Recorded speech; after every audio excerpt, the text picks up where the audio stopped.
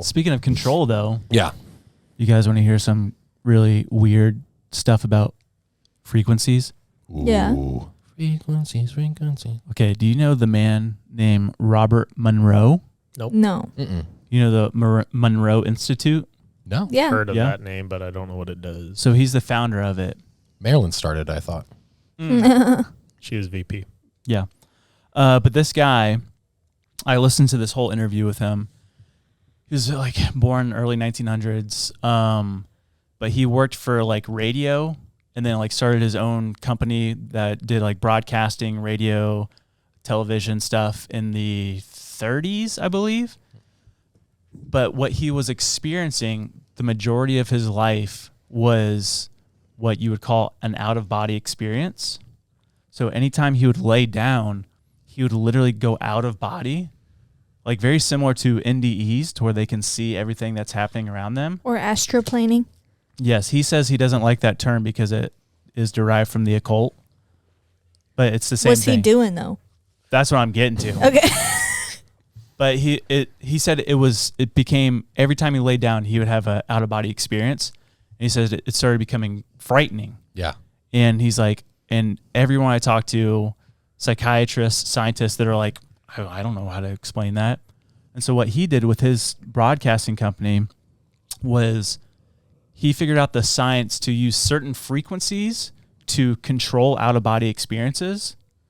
So he would use it and he would test it on himself, but then he had like hundreds of people do it.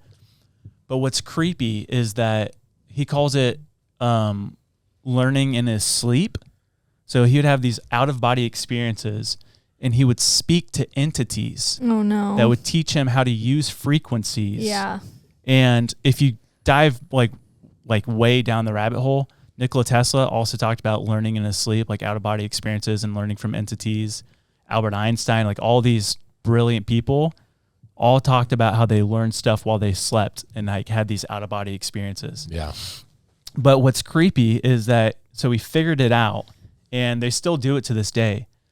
But the CIA basically bought his patents or bought the technology to start the Project Stargate, which is the people that do remote viewing. So they can have out-of-body experiences. And he says if your mind is strong enough, he said you can travel across the universe and you can go into different dimensions. You can go to the subatomic level and like look at like you can do whatever you want in this out-of-body experience. But people always talk about when they leave, there's always an entity that is showing them around and teaching them stuff. And Is it the same one? I don't know. Okay. But he perceived that it's these entities that you're talking to, well, what he's stated as fact from his point of view is that they're versions of yourself from different timelines. So it's consciousness.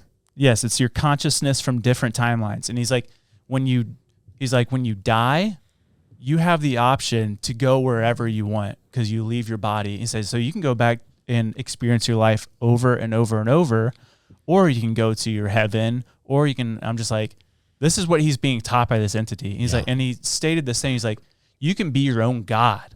And it's like, Heard that before. red flag, you know? Yeah.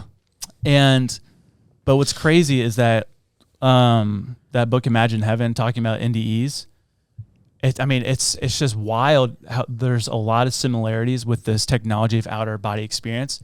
But what I found fascinating with Imagine Heaven, there was like over 50% of people that had NDEs and experienced heaven, they were always accompanied by an angel for protection to get to heaven.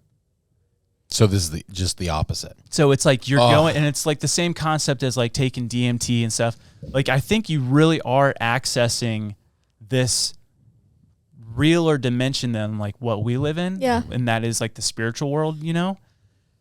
But these people talk about they are always like accompanied by either angels or family members to get to heaven or like the throne of God for protection. They said they're like protecting me. I don't know why they're protecting me, but it's like probably because this real spiritual world, these people that are doing the out-of-body experience with the frequencies, they're going into this spiritual realm, and they probably should not belong there. Yeah. Yeah, You know? without their protection, they're vulnerable. Yeah. Oh, Where that's demons so are just scary. bastardizing this image of angels Yeah. protecting and guiding, they're doing the same thing, Yeah. you know, but revealing things that probably we shouldn't be dabbling in.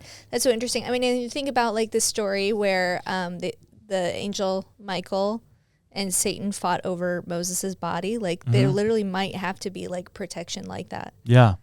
I Creepy. think so. Creepy. But that just got me thinking, like how the CIA, like they took the out of body experience frequency, the Monroe technology or whatever. He calls it what does he call it? Something sync, frequent sync or something like that. Oh, hemisync. That's his technology. But like the CIA took it and they weaponized it, so like they can like spy. But like I'm like I think it's real. Yeah. Like, because why would the CIA, like, they've had so many agents in the Stargate program, and we've talked about it before, where that one dude saw the submarine that Russia was building, and like, I'm like, it's but like when you start using the darkness or this entity for your own self gain, you can almost see the demise of our culture and the world and the government of just it's just being fed this other dimension. Yeah. And that's the thing. The person that's in that thinks it's for their own good. They think they're in control. They think, oh, I'm going to get powerful. I'm going to become rich. I'm going to have these answers. But in reality, Satan is just like, you mean nothing to me. Yeah. But you mean everything to him. So I'm going to mess with you as much as I can. I'm going to promise you everything. And then I'm going to take it away. I'm going to just use it for my plan of destruction. And it's like, that's like, it's scary because like in those moments you're thinking, no, it's not a big deal. You're so just naive to all of it. Yeah. But in reality, there's such a bigger plan. And that is truly like, it's literally like scaring me now. Like it is frightening how much. That stuff's real, man. Like, yeah, dude, it's, and like that's the thing. It's like we're going to be talking about it sooner. We've been mentioned in the song, the Bilderberg, like all these famous, huge people. Who knows what they're capable of and what knowledge they have and what they're doing in order to get where they need to go. Because through a layman, you know, just a regular person, you know, Satan would talk differently, demons would talk differently. But it's if Satan knows you have power to do something, he's going to convince you with everything. And so the love of money is all the roots of all evil. So all kinds of evil.